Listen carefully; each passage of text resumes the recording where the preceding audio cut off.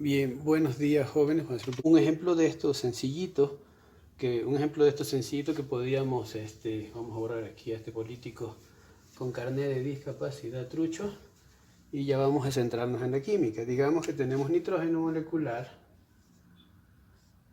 y vamos a hacerlo reaccionar con hidrógeno molecular también, pero con 3 moléculas de hidrógeno para obtener este nitrato de amonio. ¿Ok? ¿Qué es lo que está pasando aquí? Por ejemplo, aquí lo que nos dice esta ecuación sencillita es que tenemos un mol aquí. Recuerden que esto, si no hay nada, es un mol. Y aquí tenemos 3 moles. Entonces lo que nos dice es que por cada 3 moles de nitrógeno vamos a necesitar, hacen reaccionar 3 moles de hidrógeno para obtener este compuesto de aquí. ¿Ok? Entonces, de hecho aquí ya está balanceado. Si ustedes sacan las cuentas ya está balanceado. Entonces aquí ya tenemos un problema. ¿Qué pasaría, por ejemplo, si tenemos 12 gramos nosotros? 12 gramos de nitrógeno y tenemos 25 gramos de hidrógeno. Entonces aquí, ¿cuál sería el problema? 3 por 12 son 36. Para que esta ecuación pueda ser equilibrada en el sentido de las cantidades, que no hay un factor limitante, deberían haber 36. Porque 3 por 12 serían 36, pero no hay. Entonces no hay aquí esta cuestión. Y así es como funciona en realidad en todos los experimentos químicos, en todas las reacciones. Entonces necesitamos resolver ese problema. Y para eso vamos a hacer un ejercicio cortito, solo uno, para que se entienda bien y van a ver ustedes que en realidad es bastante sencillo, no es tan complicado. Y vamos a incluir este ejercicio solamente en la cuestión teórica. Esta parte, como ya la próxima semana está en examen de estas dos clases que son cortitas, van a ir solamente en la parte teórica. Voy a hacer el cuestionario, se los voy a enviar a ustedes con las preguntas para que ustedes puedan resolverlos. Y la modalidad del examen va a ser muy parecida a los test de prácticas, ¿ok? Entonces vamos a hacer el ejercicio para que quede esto más claro. Para esto entonces vamos a ver un ejemplo que lo tengo anotadito por aquí porque si no se me olvida, no tengo tan buena memoria, que dice: se mezcla 125, vamos a ponerlo bien, gramos de fósforo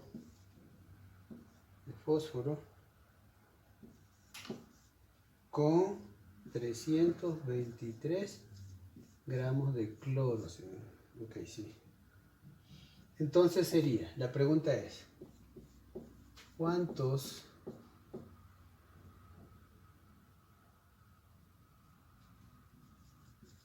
moles de tricloruro de fósforo? Porque esa es la fórmula que va a ser tricloruro. Ya van a ver por qué tricloruro de fósforo se forman con estas cantidades que están dadas aquí. 125, vamos a borrar de nuevo, 125 y 323. ¿Cuántos de moles se forman? Ok, vamos entonces a hacer, ahorita a desarrollar vamos a poner aquí un asterisco para que se sepa. Entonces, tenemos fósforo, que es lo que nos dice aquí,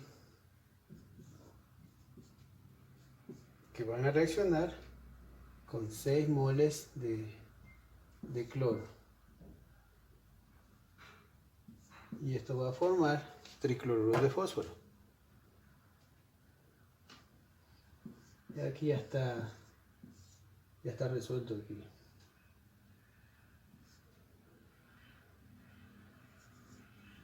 Vamos a ver si está correcto. 2 por 4, 12. 2 por 4, 12. Así, perdón, aquí no es 3, es 2. Estaba mal aquí. Ok. Entonces, si se fijan bien, entonces incluso la ecuación ya se la da balanceada. Si tenemos 4 fósforos, tenemos 6 por 2, 12 cloros, 4 por 3, 12 cloros, entonces ya está balanceada. Entonces, ¿qué nos decía el ejercicio? Si se mezclan 125 gramos, aquí está, 125 gramos de fósforo, con 323 gramos de cloro, que está aquí, ¿ok? 323 gramos de cloro. Entonces, ¿qué es lo que está pasando aquí entonces? Vemos ya de inicio que por cada mol de fósforo van a reaccionar 6 moles de cloro. Entonces ya vemos que hay un problemita. Entonces necesitamos ver ¿Cuál es el factor limitante en este caso? ¿Qué es lo que hacemos primero? Necesitamos inicialmente pasarlos a moles. Eso va a ser lo primero. Entonces, una vez que tengamos ya pasados a moles, vamos a calcular el factor limitante con el compuesto o el elemento, en este caso, que haya terminado que se haya terminado primero la cantidad. O sea, con el que quede con menos cantidad, mejor dicho. Entonces vamos a hacer primero el cálculo a moles para ver. ¿Qué es lo que hacemos entonces para pasar a moles? Primerito, vamos a hacer con el fósforo. Vamos a hacerlo con otro color para que no se vayan a confundir. Entonces, ¿qué es la información que tenemos aquí para pasar a moles? Primerito vamos a pasar el fósforo. Entonces tenemos 125 gramos de fósforo. Entonces por cada mol de fósforo, ¿cuánto va a haber? Entonces tenemos que el fósforo aquí, ¿cuál es el peso molecular? Por eso les decía que tenemos que tener siempre a mano la tablita. ¿Cuál es el peso molecular del fósforo? En este caso es 31. Vamos a anotarla aquí por si acaso solo para acordar, ¿ok? Redondeando. Entonces 31 tenemos 4 fósforos. ¿Cuánto es? Entonces tenemos que es 124 gramos, ¿ok? Hagan su, no se olviden también siempre de verificar esto aquí. Entonces decíamos que el fósforo, el peso molecular es 31 y como hay 4, se multiplica por 4, tenemos que 124, que es lo que ponemos aquí.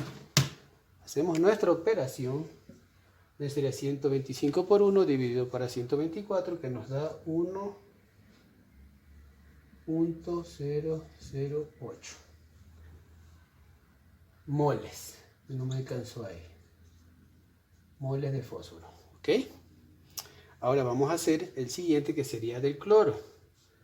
¿Cuántos tenemos aquí? ¿Qué es la información que nos dice el cloro? Tenemos 323. 320. Voy a hacerlo más para acá para que se alcance y podamos ver. Entonces aquí 323 gramos de cloro. Entonces por cada mol de cloro, ¿cuántos habría? El peso molecular de cloro, si mal no recuerdo, era 35.5 redondeando. ¿Dónde estamos? Aquí está. 35.5 redondeando. Entonces, como tenemos dos cloros, es 71. 71 gramos. Recuerden, estos gramos con gramos se eliminan, igual acá. Y hacemos nuestra operación. Y tenemos que es 323 por 1, que es lo mismo, dividido para 71. Nos da 4.55 moles de cloro. ¿Ok? Entonces ya tenemos resueltas estas dos partes. ¿Qué es lo que está pasando aquí entonces? Ya vemos nosotros que aquí es este es el reactivo que se acaba primero. Porque teníamos 6, entonces este se acaba primero para los moles. Cuando vemos aquí tenemos 6, entonces no alcanza y vemos que este es el que se acaba primero. Como les decía, para calcular este reactivo limitante tenemos que ver cuál es el que se acaba primero. Entonces vemos que el fósforo todavía sobra bastante y este se va a acabar primero, el cloro. Entonces ya sabemos que el cloro, en este caso, como es el que se termina primero, va a ser el factor limitante. Entonces este reactivo es el con el que vamos a trabajar. ¿Ok? Vamos a borrar y para continuar un ratito voy a poner pausa. Tuve que poner pausa porque no iba a necesitar espacio para poder explicar el resto del ejercicio. Entonces, como ven, hasta ahorita está bastante sencillo. No hay nada del otro mundo, nada que no hayan visto y está bastante clarito cómo es, utilizando la información vamos a obtener los moles. Pasar de gramos a moles básicamente era bastante sencillo, como pudieron ver. Entonces, ¿qué es lo que ya hacemos? Tenemos la información, ya sabemos que este es el factor limitante. Y entonces lo que tenemos que hacer ahorita es hacer un factor de conversión. Entonces, ¿qué es lo que vamos a hacer ahorita? Vamos a trabajar con este de aquí, que es el que nos está dando la información. Entonces tenemos que 4.55 mol de cloro van a reaccionar, en este caso, 4 moles. Es que me faltó la otra parte, creo que sí iba a necesitar incluirla. Vamos a incluirla acá, ¿ok? Creo que sí la tengo anotada por aquí, o déjenme ver si me acuerdo. Vamos a ver si la dejamos aquí, ¿ok? Vamos a ponerle con rojo, para ponerla por aquí para que no se nos pierda. Más cloro, así, más 6 cloros. Esto nos va a dar, esto era, si mal no recuerdo, 4 Cl3. Si era así, creo, sí creo que era así. Entonces aquí tenemos la información para saber que, porque no, recuerde que la pregunta era cuántos cloruros tricloruros de fluoros se iban a formar con esto. Entonces necesitábamos esta información, ¿ok? Entonces necesitábamos también esta información. Por eso tuve que agregarla de nuevo a la forma. Recuerden que aquí está la información de los moles. Le voy a poner hasta una flechita para que no se olviden. Aquí se supone que hay uno, ¿ok? Entonces, íbamos de nuevo. Entonces decíamos que por 4.55 moles de cloro teníamos 4 moles, lo que se producía, de tricloruro de fósforo. Vamos un poquito más largo. Y 6 moles de cloro. Como les dije, vamos a trabajar con esta parte de cloro porque es el primerito que se acababa. Entonces teníamos 6 moles de cloro. Entonces, como ya saben, de una vez vamos eliminándolo para que ya sepan qué es lo que se elimina. Moles de cloro y moles de cloro. Y esto se lo multiplica por la masa molecular de este compuesto que está aquí. Bastante sencillo, que es el producto. Entonces la masa molecular sería, en este caso, serían, vamos a hacer con el, entonces fósforo ya sabíamos que el peso molecular es 31, tenemos solo uno, entonces sería 31, vamos a sumarlos por aquí, después los 31 del fósforo. El cloro, tenemos 3 cloros y el cloro era 35.5, que serían 106.1. 106.5, perdón, 106.5. Sumamos esto, 7, serían 137.5, el peso molecular de este. Entonces ya sabemos que el peso molecular, que es la masa. 135.5 gramos por cada el mol que está aquí.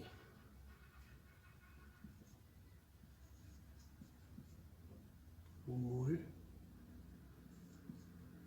de tricloruro de fósforo. Entonces también vamos a eliminar lo que sabemos que está. Si recuerdan que para poder eliminar esto, ya se los expliqué en la clase anterior, siempre tiene que quedar lo que queremos eliminar, tiene que quedar en la parte de arriba. Entonces, moles de tricloruro de fósforo, moles de tricloruro de fósforo.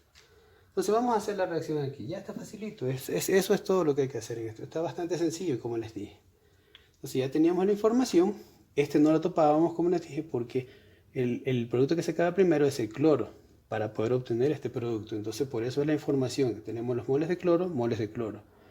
Moles de tricloruro de fósforo, moles de tricloruro de fósforo. Y el peso molecular que debe ir acá. ¿Ok? Entonces ahora sí vamos a hacer la operación. Entonces utilizamos nuestra calculadora, multiplicamos 4.5 por 4 por 135 y ponemos el resultado aquí. Sería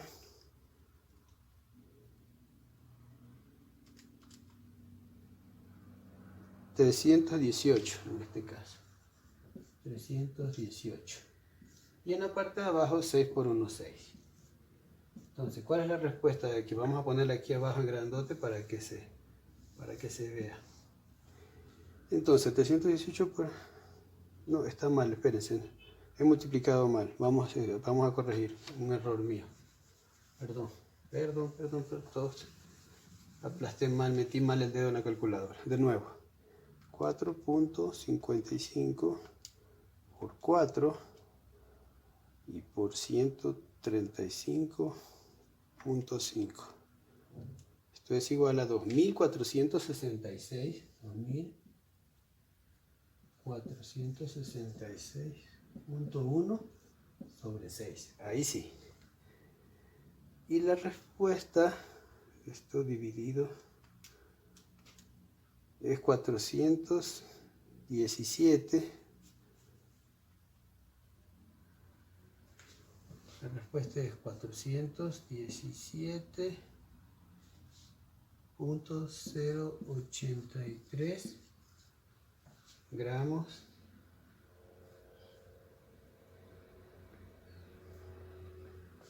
que es la respuesta final.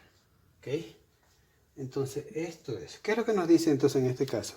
Este es el valor del reactivo limitante. Con este, valor de reactivo limitante que hemos obtenido, esto, bueno, teniendo en cuenta que el reactivo limitante era el cloro, una vez más, es decir, porque el cloro se termina primero. Nuestra reacción con 417.08 gramos de tricloruro de fósforo y más lo que nos ha sobrado del fósforo de acá. Entonces eso es lo que tenemos que ver. Es bastante sencillo, como les dije. Vamos a entrar también un poquito más en la teoría, que es lo que nos va a interesar para lo del examen, y vamos también a topar el otro tema. Entonces por ahora esta es la cuestión en la parte de la pantalla. Vamos a ir ahorita al PowerPoint. Perdón, una cosa más antes que avancemos. Estuve revisando mis apuntes y noté que había un error. Aquí había puesto 135.5, es 137. En la calculadora sí estaba haciendo bien y en la calculadora sí me da el resultado que les indicaba acá, que era el que ya había hecho antes. Entonces este valor de aquí está equivocado, por si acaso hay que hacer el cálculo bien. Y este es multiplicar 4.55 por 4 por 137, que fue el error. Aquí había cometido un error. 137.5. Y eso dividir para 6. Entonces la respuesta correcta es esta. Por si acaso. Por eso les decía que hay que tener siempre en cuenta que hay que revisar siempre la calculadora, doble checar los números siempre, porque a todos nos puede pasar. A mí me pasa bastante frecuente, pero es importante que todos tengamos en cuenta que siempre hay que doble chequearlos. Yo mismo les he dicho eso varias veces, y por eso fue que cuando les puse pausa hace un ratito, revisé de nuevo el ejercicio y me di cuenta que había cometido ese error. Entonces es importante, una vez más, tener siempre en cuenta hacer 2 veces hasta 3 veces el chequeo hasta verificar que todo esté bien. Eso solamente. Ahora sí pasemos a la parte del PowerPoint. Bien, queridos jóvenes. Deje ver si puedo poner la cámara, aunque no creo que sea necesario que me vean, pero bueno, no sé si sale mi imagen por ahí o no, pero de todos modos ya estamos en la parte de PowerPoint que les dije que les iba a comentar un poco más, sobre todo a hacer un poquito más de énfasis en los ejemplos para ver cómo es esto reactivo limitante. Una vez más, esta es una de las partes que ya son más bonitas, ya son más fáciles de entender, y vamos a verlo con más detalle, con algunos ejemplos prácticos también para que se pueda entender. Entonces aquí, haciendo una lectura del slide, podemos decir que el reactivo que se consume primero, que es lo que les mencionaba hace un rato en la pizarra, el que se consume primero y que sobra, por así decirlo, recibe el nombre de reactivo limitante, ya que es la máxima cantidad de producto que se puede formar. Y esta cantidad depende del reactivo que hay inicialmente. Entonces, cuando este reactivo se consume, no se puede formar más producto. Por eso es que se lo llama limitante, porque no se puede formar más a partir de eso. Y también otra palabra, otra expresión que también hay que mencionar también, que es importante también, que es el reactivo en exceso. Y esto se refiere a cuando hay reactivos que están presentes en una mayor cantidad que la que se necesita para hacer reaccionar al reactivo limitante. Por ejemplo, aquí tenemos un ejemplo clarito, ¿no?, de esto de lo que es el reactivo en exceso. Voy a subrayar aquí para que lo vean. Entonces tenemos 3 átomos de un elemento A y 5 átomos, o podemos decir 3 moles de una sustancia A y 5 moles de la sustancia B. Entonces cuando se unen estas sustancias, se van a unir uno con uno. Entonces vamos a formar 3 moléculas o 3 moles, como les decía, y nos van a sobrar 2. Entonces el reactivo o el elemento B es el que va a estar en exceso. Entonces, ¿cuál va a ser el limitante? El limitante va a ser el A. ¿Ok? Espero que vaya quedando claro por esa parte.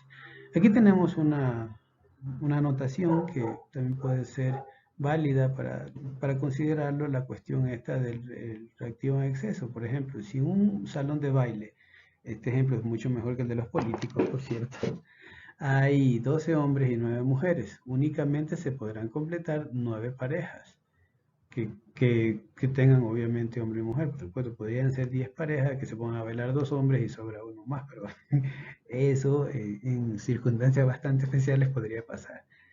Como sea, 3 hombres van a quedar sin pareja. Ahora, si estos 3 hombres deciden bailar, ese es su problema, ¿no? Ustedes no, que no les importe eso. Así el número de mujeres va a ser el número que limita, como les decía, a la creación de las demás parejas. Y los hombres van a estar en exceso. Bien, aquí tenemos un pequeño ejemplo. Por ejemplo, en este caso de aquí, ¿no? Vamos a leerlo. Una reacción. 135 gramos de aluminio reaccionan con 640 gramos de óxido férrico. Recuerden que en este caso estaba funcionando con la valencia más alta del hierro. El hierro tiene valencia 2 y 3.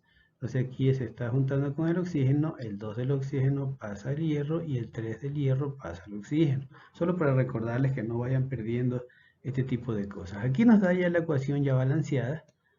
Entonces ya sabemos que tenemos 2 aluminios aquí, 2 aluminios acá, 2 hierros aquí, 2 hierros acá, 3 oxígenos aquí, 3 oxígenos acá. Ya está balanceada. Entonces, ¿qué es lo que nos dice aquí en este ejemplo? Dice calcular los gramos de óxido de aluminio formado, que este es el óxido de aluminio que se formó y también sobró hierro, e identificar el reactivo limitante. Entonces, bueno, por las ecuaciones que ya les mostré antes, los gramos de aluminio tienen que pasar a moles de aluminio, tienen que recordar esto. Los moles de óxido ferrosos para determinar los moles de óxido férricos, perdón, y los gramos de óxido férricos necesarios. Lo mismo por acá, los gramos de óxido férrico hay que convertirlos a moles y los moles de aluminio necesarios que van a ser los gramos, todos los gramos que se necesitan, que es lo que nos está pidiendo la fórmula. Entonces la primera parte aquí es que necesitamos transformar estos gramos, recuerden eso, de ambos compuestos. Aquí, bueno, lo vamos a ver si lo hacemos más adelante, lo voy a explicar un poquito más adelante, aquí ya está condensado, pero lo podemos escribir aquí sin problema. Entonces, ¿qué era lo que hacíamos antes? Cuando teníamos aquí, lo primero que podemos incluso ir haciendo aquí, en este caso tenemos aluminio. ¿Cuál es el peso atómico, el peso molecular del aluminio? Perdón. Entonces, si vemos el peso molecular del aluminio, nos fijamos en la tabla, dice 26.98, 27. Entonces, aquí, como solo hay uno, entonces el peso lo vamos a poner acá. Igual vamos a hacer esto más adelantito, ¿ya? Vamos poniéndolo aquí para que sepan de dónde salen las cifras. Y para el caso de óxido férrico, aquí también tenemos, podemos irlo sumando, pero vamos a hacerlo aquí para no rayar tanto el slide. Entonces, el hierro, ¿dónde está? Tengo los lentes, pero siempre se me pierden los elementos. Ya de una tabla periódica. Acá está, vamos a ver. Perdón, un segundito nomás mientras encuentro mi elemento que se me ha perdido.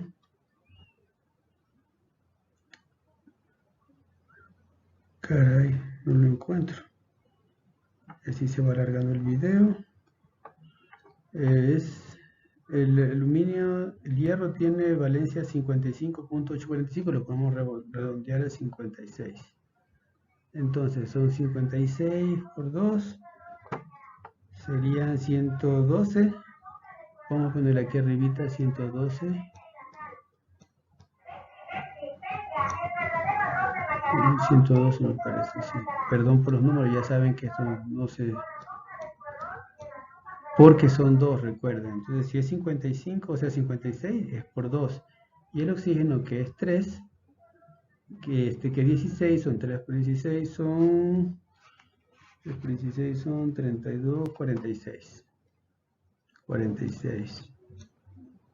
46, 48. Perdón, 48 es.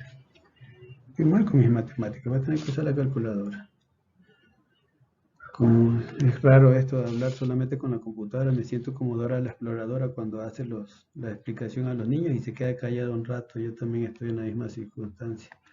Entonces 16 por 3 son 48, más 112 son 160. Entonces vamos a ver si borramos esta cuestión de aquí y ponemos directamente ya. Aquí mejor. 160 aquí. Igual hay que verificar, ¿no? Ya está puesto aquí abajo, si ven que está puesto aquí abajo, los moles acá ya están puestos, pero igual siempre es mejor verificar. Y yo opto siempre por verificar, por si acaso uno no sabe algún error, alguna cosa que haya habido, siempre es mejor hacer eso. Incluso podemos sacar los pesos también de los demás. Entonces, por ejemplo, el caso del aluminio, este óxido de aluminio, los moles también los podemos sacar. Y, bueno, veamos aluminio, ¿cuánto es? El aluminio tiene 29, 26.9, 27 por 2 serían 52 y los más los 48 en total serían 102. Aquí vamos a escribirlo. 102. Y el hierro que ya dijimos hace un rato, que tiene 55, aquí tiene solo uno, se lo ponemos aquí. Solo por efectos de saber de dónde salen los números, aunque esto no está expresado aquí. Entonces lo primero que teníamos que hacer es transformar los gramos de ambos compuestos. Entonces aquí, como les decía, está directo porque recuerden que la reacción es por un mol. Entonces si tomamos, como les explicaba en la pantalla, aquí tomamos esta información de aquí, la vamos a hacer más adelante, pero vamos a hacerlo aquí. 135 gramos. Okay, hacemos una tabla conversión para poder eliminar estos gramos lo ponemos siempre abajo, ¿okay? Para poderlos eliminar luego. Entonces aquí abajo nos va a quedar que tenemos 27 gramos, que son estos de aquí, por cada mol. ¿Okay? Entonces se elimina y ya tendríamos en moles, que es lo que nos piden, moles de aluminio. Entonces cada mol de aluminio tiene 27 gramos, que es lo que vimos que estaba acá. Entonces ahora aquí está transformada, como les decía, aquí ya está directo, porque 135 por 1 es 135, por eso está arriba, y dividido para 27. Lo mismo pasa acá, 640 por 1 dividido para 160. Entonces esa era la explicación que quería hacer, por qué está directo. Entonces ya teníamos esta información y ya tenemos una parte de lo que nos estaba diciendo, que era que calculáramos los gramos de óxido de aluminio. Ay, no, perdón, eso todavía no tenemos hecho. Calcular los gramos tenemos que hacer un poquito más adelante y identificar los reactivos. Entonces el primer paso era obtener los moles. Entonces ya tuvimos los moles, ya sabemos de dónde sale, ya se explicó. Entonces vamos avanzando con la siguiente parte. Entonces aquí teníamos en cuenta, para esta parte aquí lo voy a leer porque mejor lo voy a desarrollar en la siguiente página. Puse un slide en blanco para poder irlo haciendo para que se entienda de una manera más clara, ¿ok? Porque hasta aquí uno puede hablar muchas cosas y ustedes se pueden confundir. Si estuviéramos en clase, segurísimo me estuvieran interrumpiendo para que le vuelva a explicar. Entonces esta parte la voy a leer y en la siguiente la voy a explicar con más calma. Verán, dice aquí que teniendo la siguiente reacción estequiométrica, que es sumamente importante que ustedes tengan en cuenta esto. 2 moles de aluminio reaccionan con 1 mol de óxido férrico. Y teníamos 5, si recuerdan, no puedo regresar. Teníamos 5 moles de aluminio, ¿cuántos moles de óxido férrico? La respuesta va a ser 2.5 moles de óxido férrico, ya los vamos a ver por qué. Entonces, incluso lo podemos ir a hacer aquí y no importa que lo volvamos a hacer adelante, pero para que ustedes entiendan. Entonces teníamos 5 moles. No sé si recuerdan la fórmula antes lo que nos salió cuántos moles. 5 moles. Qué feo que se escribe con esto. 5 moles de aluminio. Como les decía, para que esto funcione bien tenemos que poner acá abajo moles de aluminio para poderlo eliminar. ¿Ok? Y acá moles de óxido férrico entonces. Mol, y aquí ya sabemos que es de óxido férrico, que es lo que nos interesa. F2 o 3. Entonces, ¿cuántos moles eran aquí? Recuerden que en la fórmula, cuando estábamos balanceados eran 2, los 2 moles de aluminio que estaban aquí, entonces estos van acá.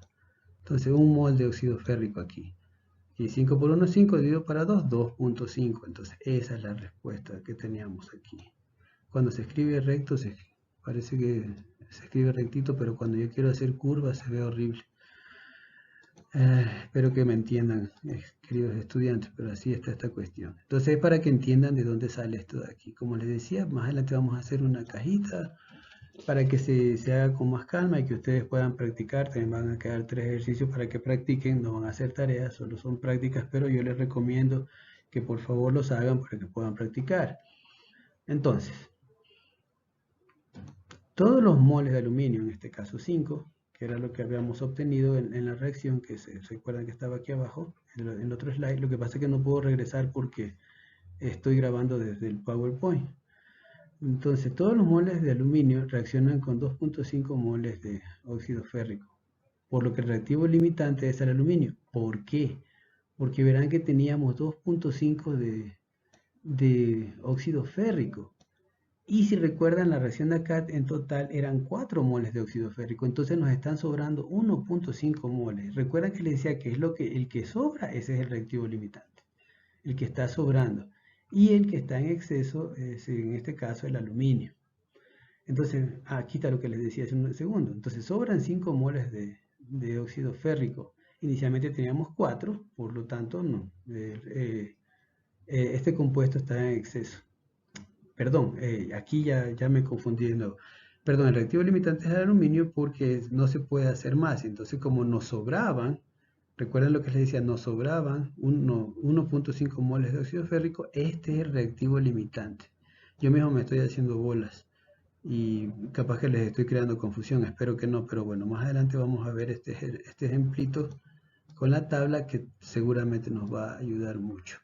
Pero de todos modos la información está aquí y de hecho un punto importante que quería aclararles es que esta parte de la teoría es lo que va a ir para el examen para la próxima semana. Ejercicios no, solamente teoría. Voy a hacer lo posible para que solamente vaya teoría en el examen. No voy a tratar de poner la cuestión de los ejercicios porque podría tomarle más tiempo y eso podría complicar que ustedes puedan desarrollar en el tiempo correcto su prueba. Entonces, el reactivo limitante es el que se utiliza para calcular la cantidad de producto obtenido a partir de las reacciones estequiométricas. Por ejemplo, 2 moles de aluminio reacciona un mol de... producen un mol de óxido de aluminio. 5 moles de aluminio, ¿cuántos moles de óxido de aluminio producirán? En este caso, 2.5 moles, que era lo que habíamos visto. Entonces vamos a ver acá entonces... Perdón, esto no está funcionando muy bien. Bueno, por fallas técnicas, toda la explicación que ya había hecho se borró. Así que voy a tener que explicar de nuevo, no sé hasta dónde estará, pero bueno, ya voy a revisar el video. Les decía que íbamos a tratar de hacer una tablita para que ustedes puedan hacer mejor sus ejercicios. Entonces vamos a hacer una tablita para que ustedes puedan determinar algunas de las, despejar las dudas. Entonces aquí con esta tabla, que era la fórmula que teníamos, vamos a anotar algunas cosas sumamente importantes, que eran primero anotar el peso que estaba acá, que de aluminio en este caso, era 27 del óxido férrico. Aquí un detalle que también es importante tomar en cuenta. Aquí recuerden que como no hay nada, aquí se sobreentiende que queda el 1, ¿ok? Aquí también hay el 1. Aquí está el 2. Entonces, esos números son importantes considerarlos para nuestros ejercicios, que ya también lo he dicho en previas ocasiones. Entonces, el peso del óxido férrico es 160. El peso del aluminio, de óxido de aluminio, es 102. Todo esto ustedes lo pueden verificar con sus tablas periódicas. De todos modos, necesitamos avanzar porque ya llevo horas haciendo este ejercicio. Tengo problemas con la compu y entonces no puedo avanzar mucho. Y del hierro, tiene uno acá, es 56. Recuerden que el peso del hierro es 55.8 o algo, entonces vamos a redondearlo a 56.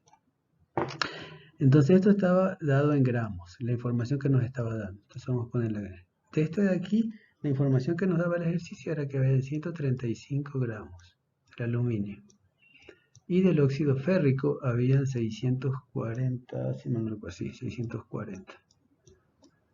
Y el ejercicio nos decía que vamos a calcular los gramos del óxido de aluminio, o sea, esta información no se sabe, y también determinar el reactivo limitante. Entonces, continuando con la explicación de los slides previos, lo que teníamos que hacer era primeramente convertir los gramos a moles. ¿Ok?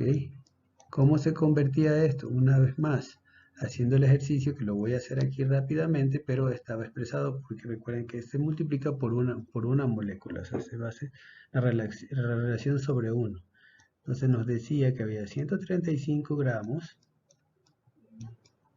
Entonces para poder eliminar los gramos, los poníamos abajo y lo que necesitábamos, los moles, quedaban arriba. ¿Ok? Entonces, ¿cuántos gramos hay de aluminio? Para este, porque recuerden que estamos haciendo solo para este. Hay 27 gramos. 27 por cada mol. Entonces, ya sabían que 135 por 1 dividido para 27, esto nos daba 5. ¿Okay? Entonces, por eso era que en el otro ejercicio solamente omitían esta parte porque es directamente sobre 1, entonces era 135 dividido para 27. Lo mismo para lo de acá, 640 dividido para 160, y la respuesta de este es 4. Entonces ahora ya tenemos la información de los gramos y los moles. Vamos a borrar esto. Ahora, ¿cómo sabemos cuál es el reactivo limitante? Vamos a hacerlo también de forma también despacito. Entonces, partiendo de esta premisa, solamente utilizando el aluminio inicialmente, podríamos hacerlo con el de acá, pero vamos a hacer con el aluminio para que ustedes puedan determinar en este caso.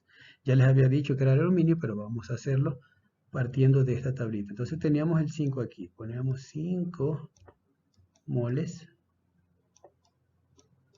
de aluminio. Entonces recuerden de nuevo, para poder eliminar moles de aluminio, entonces ponemos acá abajo moles de aluminio para poderlo eliminar. ¿Cuántos moles de aluminio hay acá? En este caso, si ven aquí, hay 2 moles de aluminio. Aquí está, es esto, 2 moles de aluminio. Por cada mol, un mol que está aquí, Fe2 o 3, que es el óxido férrico. Entonces, moles de aluminio se eliminan 5 por 2, 5 por 1, 5 dividido para 2, 2.5. Entonces ya teníamos que los moles necesarios para esta reacción eran de 2.5. ¿Qué vamos a poner? 2.5 moles de óxido férrico.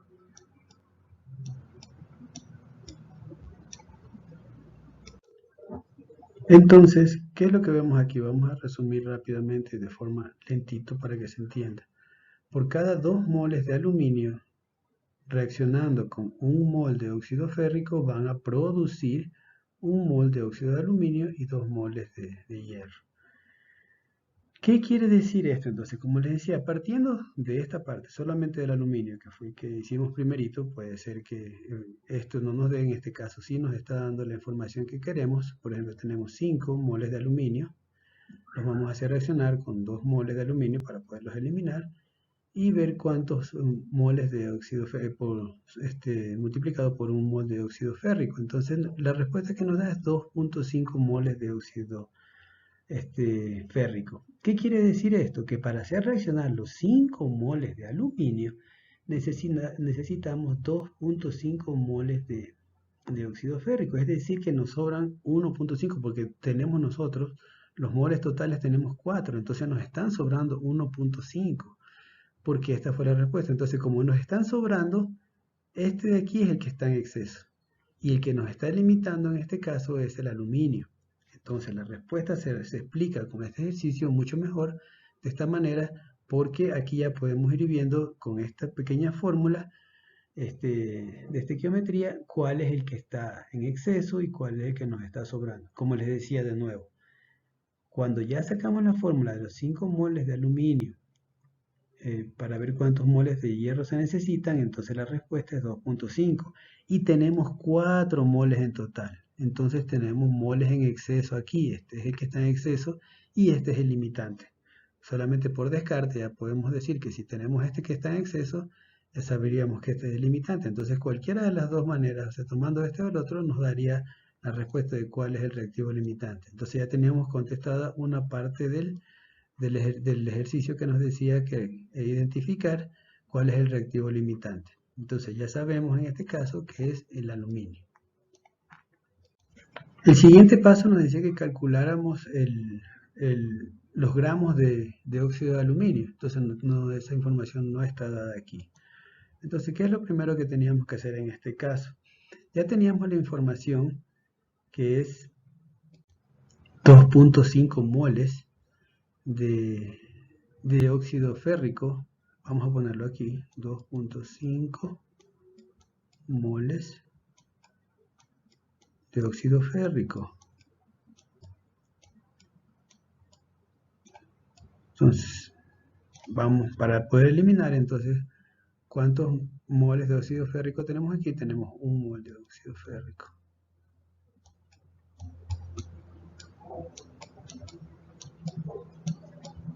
Esto siempre para saber qué es lo que vamos a eliminar, ¿no?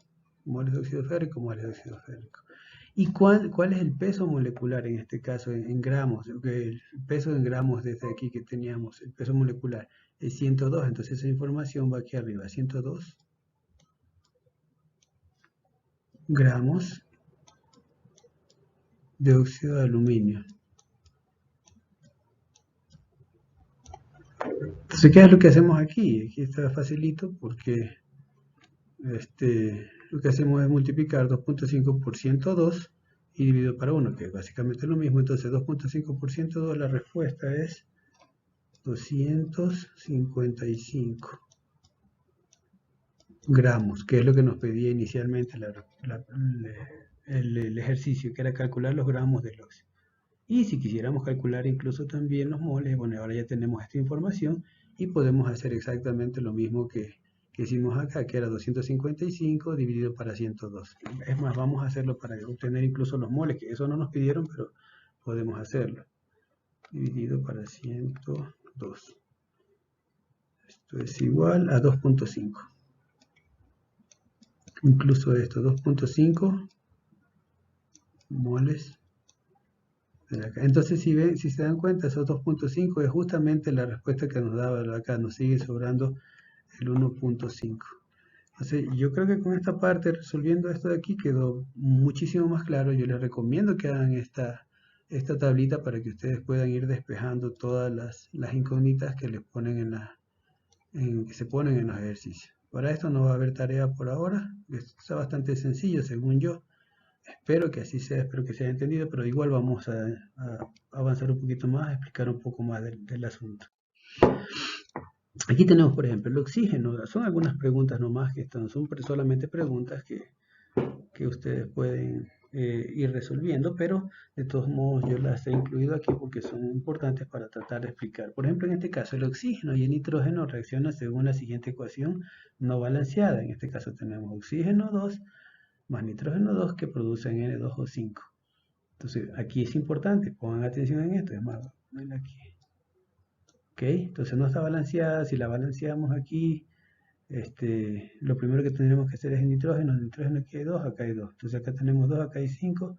Podríamos incluso intercambiar aquí, 5 y 2, y ya estaríamos balanceados aquí. Y aquí también un 2, por ejemplo. Entonces ya, cuando ya tenemos aquí balanceado, tenemos 10, 10, 4 y 4.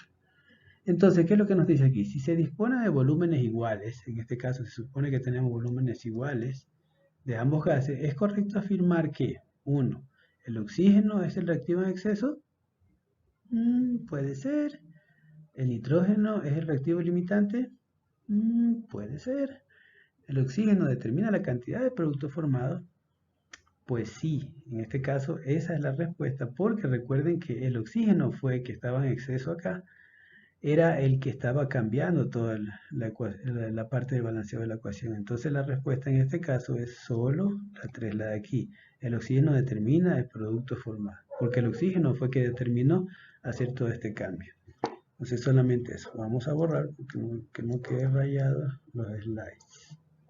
Vamos a ver otro ejemplo más. Esta tablita es la que yo les decía que es importante, si podemos hacerla, es sumamente importante porque esto nos ayuda muchísimo a no perder información y a poder desarrollar mejor la ecuación. Ya la expliqué en un slide previo, pero ustedes pueden ver que esto nos ayuda muchísimo para poder ordenar, mejor dicho, toda la información y no tener tan disperso y poder luego hacer los cálculos mucho más fácil. Entonces esta tablita yo creo que nos ayudaría muchísimo para hacer las ecuaciones estequiométricas, en este caso de los reactivos limitantes. Aquí tenemos otra pregunta más. Voy a leerla de todos modos para para mayor entendimiento. La ley de la conservación de la masa establece que la cantidad de la materia en una reacción química debe ser igual en los reactantes y los productos. Para verificar esta ley, un estudiante, ustedes, realizan un experimento que involucra masar una cierta cantidad de aluminio y luego agregarlo a un tubo de ensayo abierto que contiene una masa conocida de un ácido, X. Al cabo de un tiempo se da cuenta que ocurre una reacción química, ya que el tubo de aluminio comienza a burbujear y a emitir gas. Al masar finalmente el tubo de ensayo, se percata que obtuvo menos cantidades de producto que las que cabría esperarse en teoría, ¿no? Entonces, con respecto a este texto, podemos inferir que la ley de la conservación de la masa se cumple, sí o no. Veamos, por ejemplo, siempre y cuando se realicen correctamente los pasos experimentales. Esto creo que hasta en laboratorio lo han visto. ¿Solo se forma en teoría o solo en algunas reacciones? Obviamente, la respuesta es la A, porque siempre y cuando se realicen correctamente los pasos, yo creo que algunas veces he explicado esto, cualquier error en el laboratorio sobre todo puede ser fatal. Entonces, es importante seguir siempre los pasos tal cual se les da. Por eso es que yo trato de explicarlo un poco así paso a paso para ver si se puede entender. Es muy probable que también se cree confusión a veces, pero es mejor también seguir la cuestión paso a paso. Entonces no necesito explicar más, pero este es uno de los casos bien comunes que se pueden dar. Entonces la respuesta en este caso es la... Si ustedes se fijan, aquí incluso están las respuestas también, ¿no? Esto también es importante que consideren porque es muy probable, bastante probable que estas preguntas vayan en el cuestionario y como ya ustedes saben el programa selecciona las preguntas, así que puede ser que vayan alguna de estas, así que pongan mucho cuidado en esto. En la siguiente figura que representa una reacción no balanceada en formación de amoníaco, que es NH3. Entonces si se fijan la reacción es un nitrógeno y 3 de hidrógeno, que es esto de aquí, ¿no? Esta es una molécula, esto que está aquí en este caso hay dos moléculas. Vamos a borrar. Estos borradores no sé cómo funciona. Entonces tenemos aquí, tenemos N4 y tenemos H6. Entonces sería, si lo escribimos sería N4H6 para obtener 2 sería 2NH, NH3. Más o menos se escribiría así. 2NH3. Ay, qué feo esto. Perdón, jóvenes, perdón, qué horrible que es esto. NH3. ¿Ok? Entonces, bueno, con relación a esta figura, es correcto afirmar que, incluso esto es como una especie de repaso para ustedes para el examen. ¿Se cumple la ley de la conservación de la masa? En este caso, no, porque no están conservando la masa, se están uniendo en este caso. El numeral B dice, ¿el hidrógeno es reactivo en exceso? Puede ser, pero yo diría que no, porque cuando se juntan, entonces no está sobrando. Si ustedes ven, se están formando dos moléculas, aquí habían 6 y aquí también hay 6, entonces no es el que está en exceso. En este caso es el limitante, sí, en este caso sí es el limitante porque es el que está limitando que la reacción se produzca más, porque recuerden que aquí, en este caso aquí solamente teníamos uno, entonces nos estaría sobrando un nitrógeno, por eso tuvimos que agregarle 2 acá para poderla balancear. Entonces la respuesta en este caso es la C. Pero igual veamos las otras opciones. El nitrógeno se consume completamente, no se consume completamente, se une para formar otras moléculas, y el hidrógeno no se consume tampoco completamente. Vamos a borrar todo esto. Vamos a ver otro ejemplo más. Y esto ya hablamos del rendimiento de la reacción. Estos son conceptos pequeñitos que también vamos a abordar, pero son bastante sencillos de hacer y vamos también a resolver un par de estos. Teníamos que, por ejemplo, la cantidad de producto que debiera formarse si todo reactivo limitante se consumiera en la reacción, se conoce esto como un rendimiento teórico, porque en teoría ustedes van a hacer esto, ¿no? Ustedes están teorizando que esto va a pasar. Si la cantidad de producto realmente formado se llama simplemente rendimiento o rendimiento de la reacción.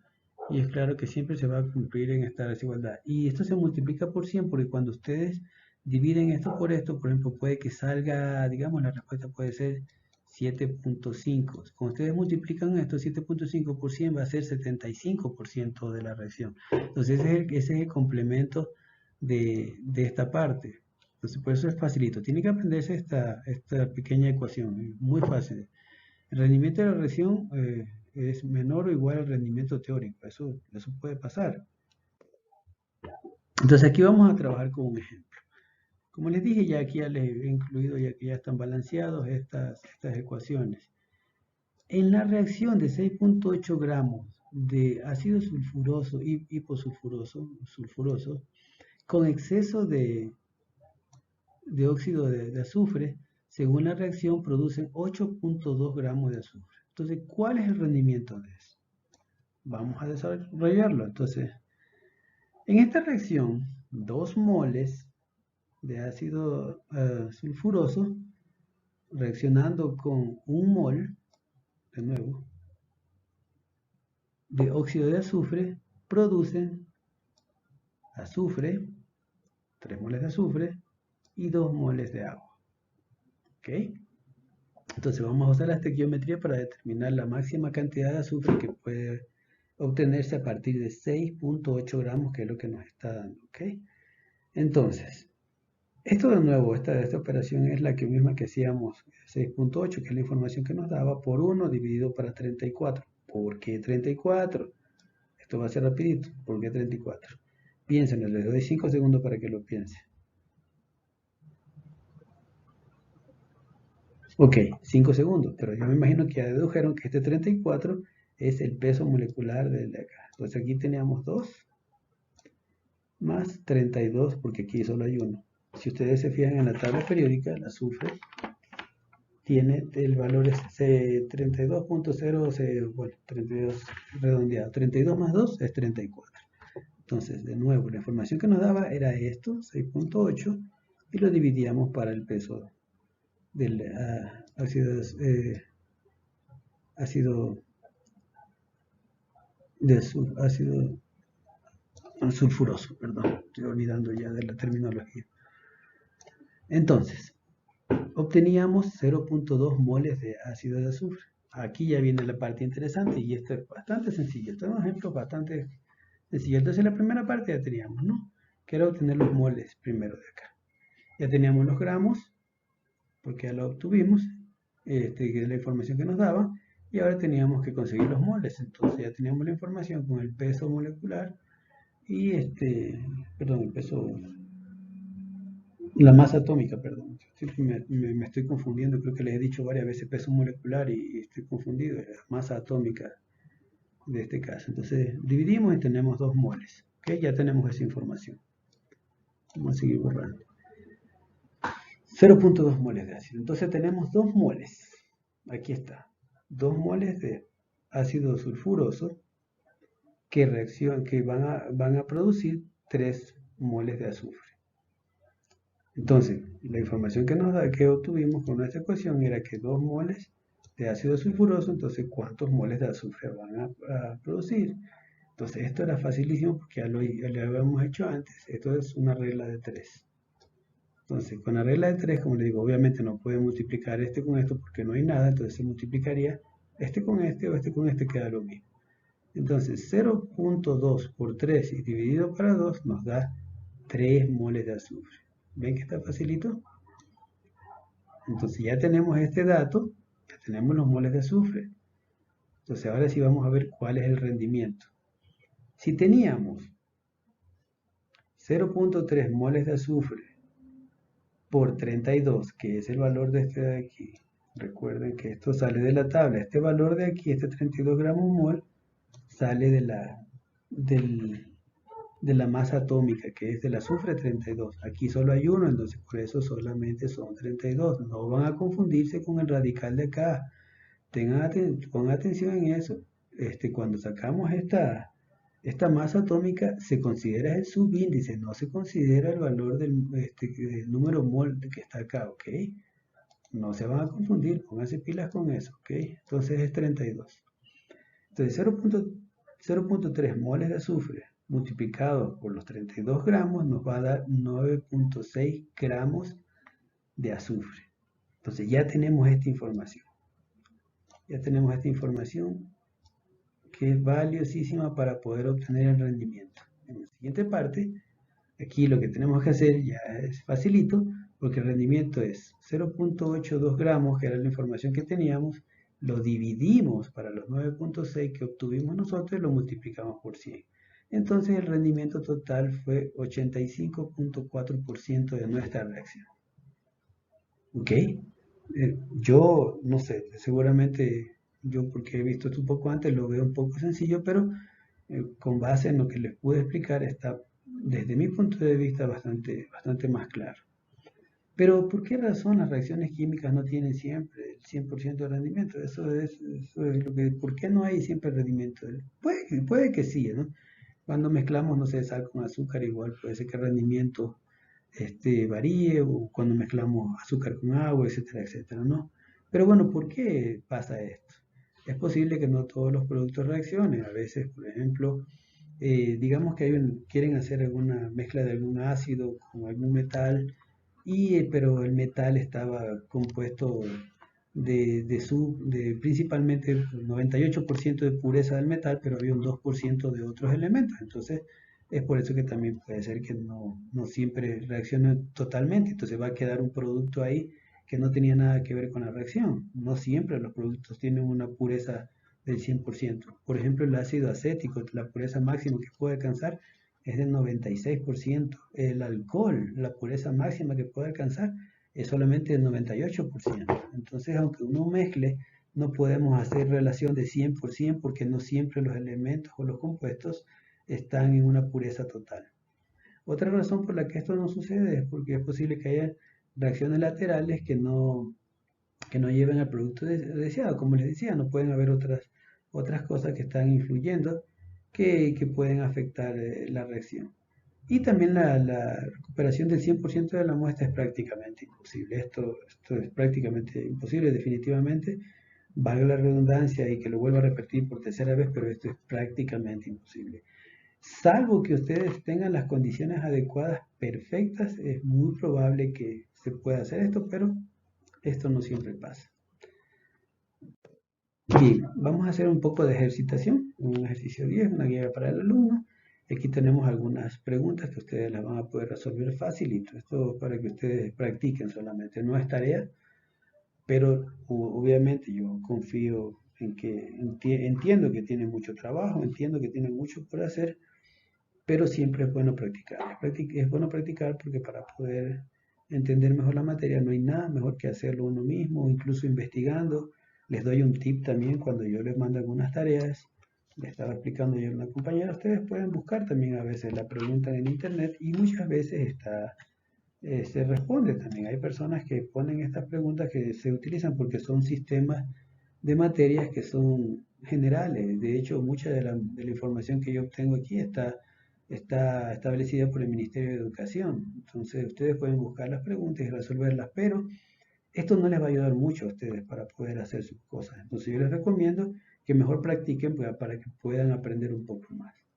En esta ejercitación, por ejemplo, dice el ácido bromhídrico y el ácido sulfúrico reaccionan según la ecuación, esta que está aquí, para producir este óxido de azufre más bromo más 2 moléculas de agua.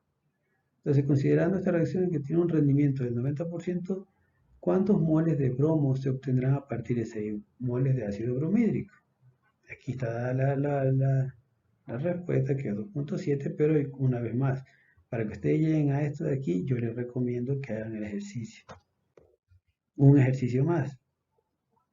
La glucosa de la uva, que es C6H12O6, fermenta por la acción de la levadura y se transforma en alcohol, en etanol, y en dióxido de carbono. Transformando el mosto del vino, si la reacción se produce, tiene un rendimiento del 75%. ¿Cuál es la masa del alcohol? Uy, tiene un rendimiento bastante bajo. Cuando yo hago mi cerveza, yo puedo tener rendimiento hasta el 82-83%. Bueno, ¿cuál es la masa del alcohol? Ya me volé con mi cerveza. ¿Cuál es la masa del alcohol que se obtiene a partir de 1440 gramos de glucosa? La respuesta es la C. Una vez más, yo los invito, por favor, a que ustedes realicen el ejercicio. Y bien, y eso ya sería todo para esta clase. Yo creo que con esto terminamos la unidad y esto no me parece que falta un tema más, que también es un tema cortito, Vamos a tratar de abordarlo en estos días para que la próxima semana tengamos ya un cuestionario que voy a elaborar en estos días para que la próxima semana ustedes puedan estudiar y puedan prepararse para los exámenes. Recuerden que los exámenes empiezan el 3 de agosto y bueno, obviamente eso está a disposición. Yo esperaría que ustedes o el representante de sus cursos me envíe un correo para saber qué días van a tener sus exámenes para poder coordinar con ustedes a ver qué día les queda más cómodo que podamos hacer nuestro examen.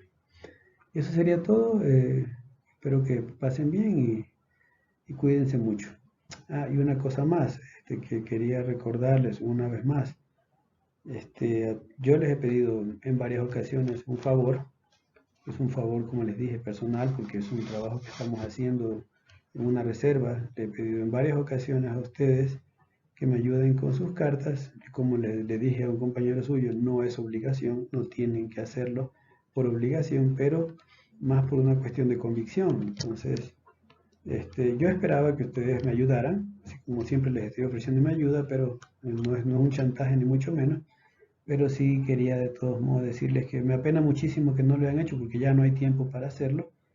Esperaría que se ampliara el plazo, pero la fundación con la que estamos haciendo esto ya me dijo que solo es hasta estos días nomás que podíamos enviar las cartas para enviar a los líderes mundiales y ya no hubo tiempo. Entonces, bueno, fue una pena que ninguno de ustedes, nadie, absolutamente nadie de ustedes envió ni una sola carta.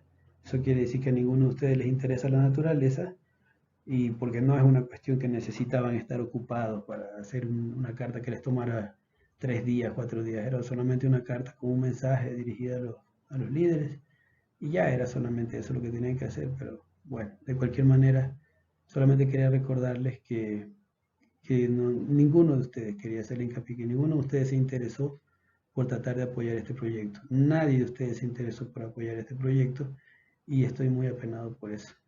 Muy decepcionado también de saber que a nadie le interesa proteger la naturaleza.